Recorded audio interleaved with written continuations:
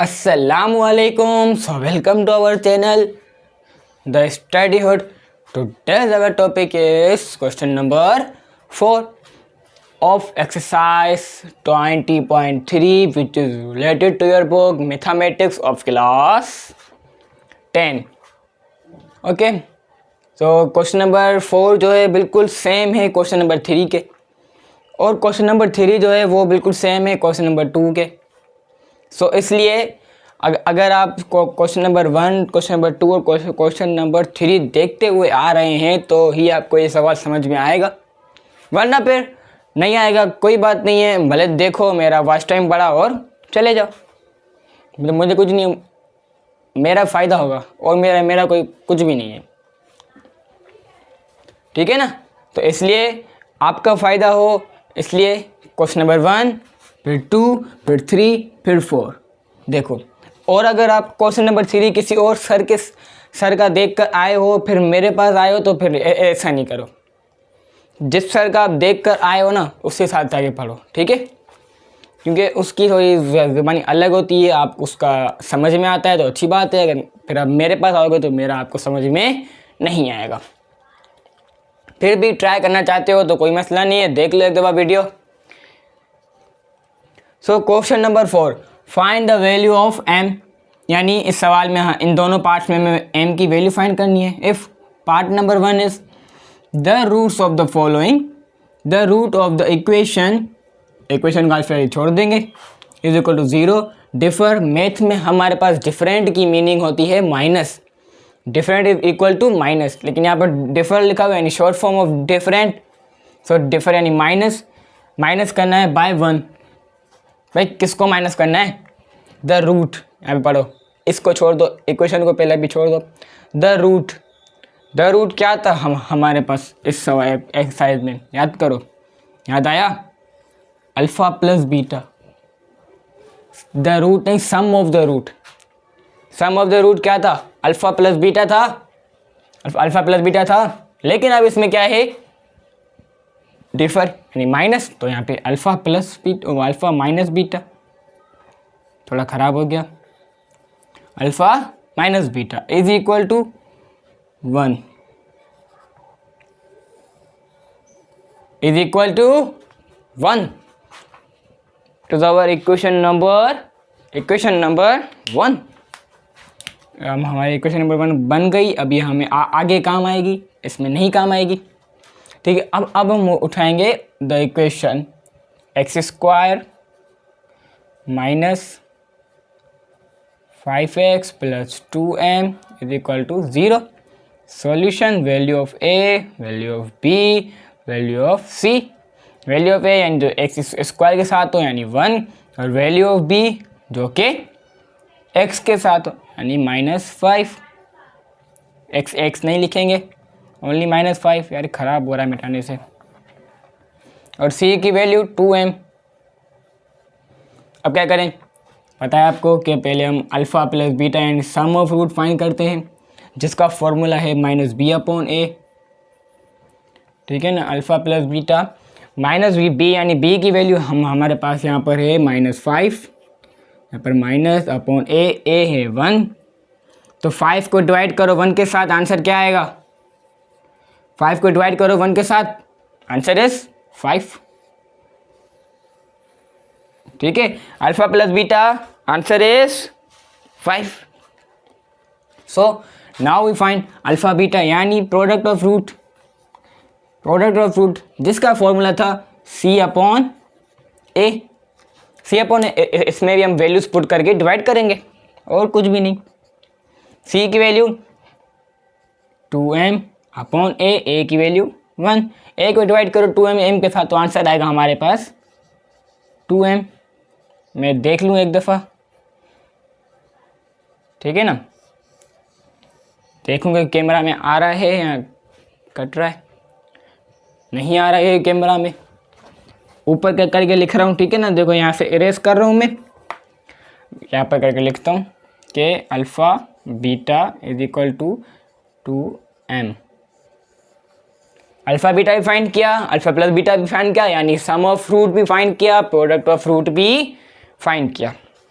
क्या ये सवाल सोल्व हो गया? क्या ये सवाल सोल्व हो गया? अभी जो लोग जो बच्चे हाँ बोल रहे हैं ना, तो बेटा नहीं हुआ है सवाल। क्योंकि देखो यहाँ पर जो हमने एक इक्वेशन फाइंड की थी उसका भी तो कहीं पे ना कहीं पे काम तो आएगा ना यार वो एक इक्वेशन। ऐसे तो हम हर बार फारग नहीं बैठे इतने कि इक्वेशन फाइंड की और बना के छोड़ दिया। और ये मैंने ऊपर ये फॉर्मूला भी लिखा है, ये देख रहे हो? ये क्यों लिखा है यार? यस, जैसे क्वेश्चन नंबर 3 में जैसे हम ए स्क्वायर प्लस बी स्क्वायर ए प्लस बी होल स्क्वायर का फॉर्मूला यूज़ कर रहे थे, इसमें हम ये फॉर्मूला यूज़ करेंगे। आसान, इजी। तो फॉर्मूला लिखूं, ए प्लस बीटा, यानी ए को हम बनाते हैं यहाँ पर अल्फ़ा और बी को लिख देते हैं बीटा। ठीक है ना? तो ए की जगह पर अल्फ़ा प्लस बीटा अपॉन में होल स्क्वायर माइनस ये फिर से alpha minus beta whole square is equal to 4 और अल्फ़ा बीटा। अब क्या करेंगे? जी हाँ, वैल्यूज पुट करेंगे। तो अल्फ़ा प्लस बीटा की value 5 whole square minus alpha minus beta is equal to 1 के ऊपर स्क्वायर तो 1 ही आएगा, लिखना फालतू है, यह काम का नहीं है। 4 अल्फ़ा बीटा हमारे पास आएगा 2m मल्टीप्लाई 2m। सो 5 5 ज़ा 25 माइनस 1 इज इक्वल टू 4 2 ज़ा 8m। इसमें 25 को माइनस करो 1 के साथ, आंसर आएगा 24 इज इक्वल टू 8m 24 यहीं पे पड़ा हुआ है, 8 यहाँ पर मल्टीप्लाई हो रहा था, इक्वल टू उस तरफ जाकर डिवाइड होगा, तो 8 1 ज़ा 8 और 8 3 ज़ा 24, 8 3 ज़ा 24, तो आंसर आया m इज इक्वल टू 3। तो पार्ट नंबर 1 में m की वैल्यू फाइंड की हमने 3। देखा? अभी भी नहीं समझ में आया? कोई मसला नहीं है, कोई मसला ही नहीं है, मैं एक दफ़ा और समझाऊंगा कैसे। जो पार्ट नंबर 2 है ना, बिल्कुल एज इट इज सेम है, बिल्कुल ही सेम है यार। ठीक है, फिर से समझते हैं। चलो, जिसको समझ में नहीं आया वो फिर से समझो, अगर जिसको समझ में आ चुका है तो पार्ट नंबर 2 लिखा हुआ है, अपने जनरल में सॉल्व करना शुरू करो। ठीक है, पार्ट नंबर 2 इरेज किया, पार्ट नंबर 1 इरेज किया, पार्ट नंबर 2 करेंगे।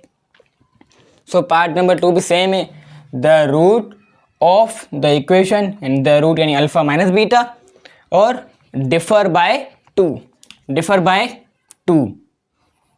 ओके, समझ में आया?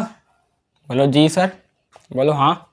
अब इक्वेशन सॉल्व करें, X square minus 8x plus m plus 2 is equal to 0। So a की वैल्यू, b की वैल्यू और c की वैल्यू, तीनों वैल्यूज फाइंड करते हैं ना। x की वैल्यू, a की वैल्यू आएगी 1, b की वैल्यू आएगी -8, c की वैल्यू आएगी m प्लस 2। ठीक है, अल्फ़ा प्लस बीटा, b की वैल्यू है हमारे पास -8, सो -8 बाहर माइनस अपॉन a यानी 1। जब 8 को 1 से डिवाइड करोगे तो आंसर 8 आएगा और माइनस माइनस प्लस हो जाएगा। कुछ ऐसा ही होगा ना? सही कर रहा हूँ ना मैं?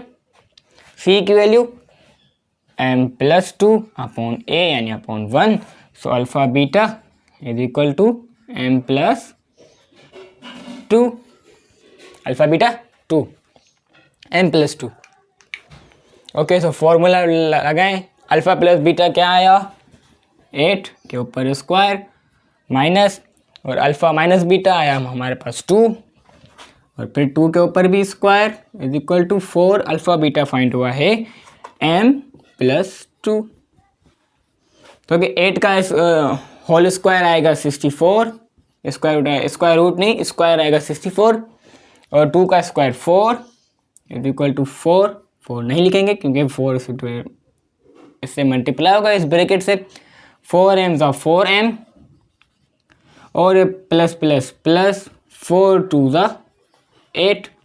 64 में जब 4 माइनस करो आंसर है 60 इज इक्वल टू 4m और ये प्लस का 8 इज इक्वल टू उस तरफ आकर माइनस का 8 बन जाएगा और वो 60 से माइनस होगा, तो 60 में माइनस करो 8 को, आंसर आएगा 52।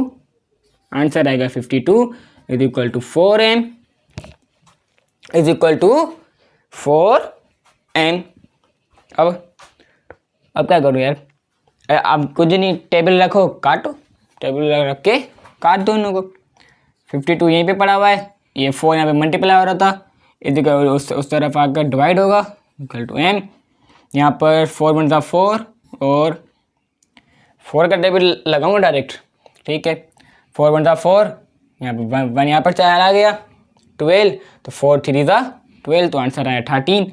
m is equal to 13, m is equal to 13। m की वैल्यू क्या फाइंड हुई यहाँ पर, 13, 1 3 13 वैल्यू फाइंड हुई। मज़ा आया, मज़ा आया, फील आया, बोलते हैं कुछ सर, फील आया, बोलो हाँ ना यार, मुझे यकीन है समझ में आया होगा। कोई भी क्वेश्चन, कोई भी क्यूरी हो अगर आपके माइंड में, तो मुझे लाजमी बताना। मिलते हैं अपनी नेक्स्ट वीडियो में, तब तक के लिए अल्लाह हाफिज़ एंड थैंक्स फॉर वॉचिंग।